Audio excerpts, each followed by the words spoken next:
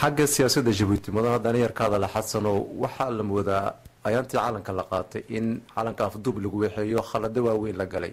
waxaad u malaynaysaa khaladada ay yihiin adoo noo soo koobay waxaan filayaa khaladada la galay waxay ahayd jacayl loo qabay calanka oo horta gacanta lagu dhigo awgeed in ay maxaan ku dhahay dadka siyaasiyiinta waqtiga taagneed qaar ka faa'iideysteen marka khaladka haddii aan meel gaaban ka soo taabto la galay ee u weynaa wuxuu ahaa dowladdii la dhisay oo ku dhisan maxaan ku dhahay qabka tii la bedelayay ee Faransiiska dowladda xasan guleed ee horeysay iyo kuwa ka dambeeyay laami kuwa ka jiraaba waxay u sameeysan yihiin ay u qaybisan tahay dowladdu iyo kuraasidu iyo xulba maxaan ku dhahay sidii tii Faransiisku inoo sameeyay ee calcarifkata iyo wixii ka horeeyay in Soomaalida waxaa jira qaran iyo qabiil meel ma wada joogi karayaan kolka siyaasadda Djibouti la eego ma la oran karayaa jamhuuriyad daba iyo siyaasad qabiil ku dhisan inay wada joogi meel quraata wada joogi karayaan may meel gaaban haddaan su-aasha ka taabto waa may weeyaan marka haddaan ka bixiyo waxoogaa tafaasiila maxaan ku dhahay dowladda imiga ka dhisan waddanku waxay u samaysan tahay hab aan maxaan ku dhahay qaran baa sheegayay maxaan ku dhahay xitaa qabiilna ahayn ya waayo haddii la odhan lahaa qabiil bay dadkaasi matalaan dad qabiilka la wadiin lahaa oo dooran lahaa dadka maxaan ku dhahay iyaga matalaya marka imiga waxaanu aragnaa liis maxaan ku dhahay nin intuu habeen madow samaysto maxaan ku dhahay dadka lasoo hordhigo oo kaasan haynaa iyo dee waxba markaa dee kaa iyo waxba marka meesha ma jirto wax la odhan karo waa maxaan ku dhahay qabiil walaa waa qaran walaa waa midna maaha mudane xasan nin waddanka Faransiiska u dhashay qeynay diimo bada mar ilaa 30 sano horteed baa l'Afrique est mal partie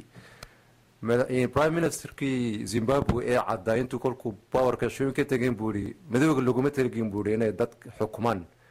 kolka Afrika ma meel madowba oo horumar lahayn oo dimuqraadi lahayn Djibouti kolka laga dhaqaaqo ma tul lamidaba u malayn maayo inay ku salaysan tahay mashaakilka Afrika awood la'aan iyo maxaan ku dhahay karti la'aan ee waxay ku salaysan tahay afduub dadka qaar ay sameeyeen iyagoo gacan saar la leh quwadaha shisheeye oo iyagu danahooga dee wax walba ka soo hormarinaya ayaa samaystay meel walba dhigtay nin yaroo maxaan ku dhahay iyaga u adeega isna la yidhi waddanka iska baadho annaga ku ilaalinayna wixii aad garan weydeen noo soo sheeg cishada dee ka baxdo qadkan ku jaxnayna dee mataqaanaa mid kalma dhibina marka mashaakilku maaha mid Afrika yaale waxa weeyaan Afrika u yaala dabcan laakiin ma hadda wax la kari waayay wax la garan waayay midna maaha dastuurka sharciga u dhigay waxa weeyaan madaxweynaha Djibouti inuu laba jeer joogo mar saddexaad ku ceesheen kolka mudane Ismaaciil Nimar Geelle inuu ku laamo doonaya shaqo diyaar ma u yahay hadduu diyaar weeyna sidee looga horjoogsan kari lahaa waxa la nagu yiri shacabka iyaabal taagan oo soo banaan baxay oo le dastuurka quraan ma hay hal bedelo dastuurka oo hal laga dhigo intuu doonay ku soo noqon karo madaxweynuhu wax shacab la yiraahdo oo maxaan ku dhahay waxa ka dambeeya ma jirto shacabku waa anaga iyo ay shacabku anagu ma shacab ahayn waxa la yiraahdo shacab ma jiro oo waxa ka dambeeya ee waxa weeyaan waxa dhowr nin oo maxaan ku dhahay nacamlayaala iyo ninka meesha maxaan ku dhahay isku looyay baadida isku loobay ayaa samaystay sheekadaasi shacabkana ma taqaanay dhowr dee nacamla laga waayay oo meelaha television ka soo baxa haddaad maanta Ismaaciil garab joogto saacad anaa joogno oo taliyihiisa u dhawaatay maxaad kula talin lahayd kolka la eego maadaama dastuurku ceshan doono waxaan kula talin lahaa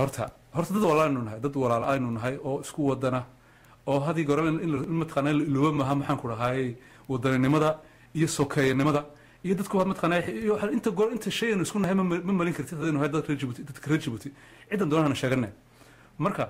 inagoo dhowrana waxaas oo dhan horta aflagaadada iyo mataqaanaa hadallada xun ee dalabta la iska ilaaliyaa marka haddii ay suurto gasho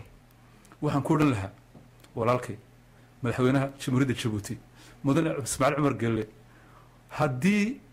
karti iyo karaamo aad lahayd waqtigeegii waa lagu siiyey Ismaaciilo walaal marka wixii aad qaban karaysay ama ku hirgalan ama inay ku hirgelin sababtuna waxa doonto ahaatee waad maxaan ku dhahay dee waqti lagu miiska lagu soo dhigi karo waa lagu siiyey ilaahayna uu ku siiyey muddana way mataqaanaa dee kugu garab gashay marka maanta waxay ku hadhay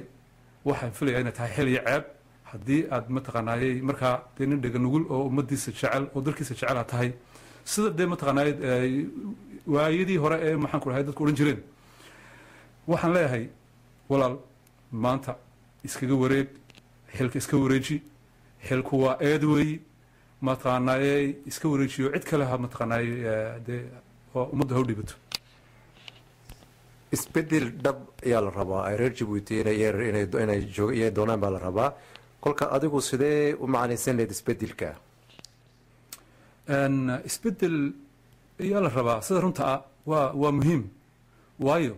isbedelkii la sameeyey 1977 haddii lagu soo noqdo isbedel maaha haddii lagu soo noqdo kii ka dambeeyey 1992 dastuurkii la sameeyey ku salaysanay iyo wixii ka dambeysay la dhisay dabadeed ilaa Ismaaciil iyadna isbedel maaha waayo sababtu waxa weeye waxaasoo dhan waxaan isbedel ahayn wixii mataqaanay qof un baa la bedelay iyo dhowr qof meesha mataqaanay weji caddaa un baa weji madow lagu bedelay laakiin wixii maxaan ku rahay waxaan keenay khaladada maxaan ku rahay salka u ahaa oo ah cadaalad darro waddanka ka taagan lama saxin marka isbedel haddii la doonayo wixii dhalay maxaan ku rahay alcaarif dhalay guuleed dhalay maxaan ku rahay geelle haddii mid kale lagu bedelo anigana ha ahaatee waxa weeyaan waa isma dhaantiyo dhagaanya xun wax la bedelay ma jirto marka waxa weeyaan isbedel haddii la rabo in waxaa ka duwan ummaddu dee isku geyso karti iyo karaamo way leedahay la isku geysto oo ay macaarid iyo maxaafidba la isdhegeystoon karaamada la iska qaadin oo markaa isbedel ayaha dambe ee waddanka dhisa dee meel la dhigo ayaa loo baahan yahay waad mahadsantahay mudane xasan haddaba waa gebagabadii baan joognaa baaq maxaad u sheegi lahayd dadka reer jabuuti dibadda baa joogaan ama waddankiiba ha joogaan maxaad baaq eri u dambeysa u sheegi lahayd caawada horta waxaan u sheegi lahaa baaq mudda reer jabuuti soo horeysa jamcan guud ahaan baaq guud oon leeyahay waktigii dowladda RBB inuu mataqaanay wixii karaamo iyo karti lahayn sida hore uu soo sheegay way maxaan ku dhahay wayna soo hormariyeen wax maxaan ku dhahay dee meel lagu gaarayna ma maanta waddanka kooraan kama jiro kooraan haddanu jirina lama heli karo horumar biyihii mataqaanay xidhaadh way xidhaadhadeen biyihii jabuuti oo ceelashii baa wada dhanaanaaday ama waxa mataqaanay contamine waxay yeesheen waxa galay cudurraa galay oo dee waa lama cabi karo biyihii markaa waddan dee bilaa biyo bilaa koorana mataqaanay horumarka la sheegayay iyo maxaan ku dhahay boorka dooraale iyaan maxaa sameynay waxani wax maxaan ku dhahay waxaan filayaa inaanay wax dee horumar runa ah oo shicibkooda gaadhay ahayn horumarka markaa dhowr qof ay gaadheen dee maxaan ku dhahay waxa mataqaanay aanu heli karaa horumar ummadda dhan wada gaadhay inuu heli karaa oo maanta waddankeena Hong Kong baa la dhigi karaa Dubai baa la dhigi karaa Dubai inaga ka meel fiican meesha ku yaalaan meel ka fiican oo aynu ku naalaa inagu marka looga adduunka oo nin walba uu dahab ku miisaaman lahaa haddii mataqaanay hesho dadkeygii dee mataqaanay awoodda ay gacanta ku dhigaan marka taasi waa muddo reer jabuuti waxaan iyaga ku gubaabinaya inay dee macaaridka garab galaan maadaama kuwii dee maxaafidka ahaa waxay hayeen deenu aragnay oo dee aan haddeen dhehla iska tuurayn gaar ahaan mid baan gubaabad siyaada u dirayaa dumarka reer jabuuti oo maalintii dhawada halkan matalan aynu fadhinay Ottawa dadka bari isku yimaadeen inkastoo ay qaar joogaan aan meesha ka hadal dumarka reer jabuuti la-aanteedna horena uma dhicin horumar dibna u dhici mayso haddii aanay sidii horeba waddanka horta wax xoreeyo dumar iyo carruur baa xoreysay runta marka loo sheego runta loo dhabagalaan u jeedaa marka dumarka iyo maxaan ku dhahay dhalinyarta khusuusan labadaa waxaan leeyahay walaalayaal wadalkiina uu idiin baahan yahay walaalayaal waxaan leeyahay halganka nin walowba iyo naag walayba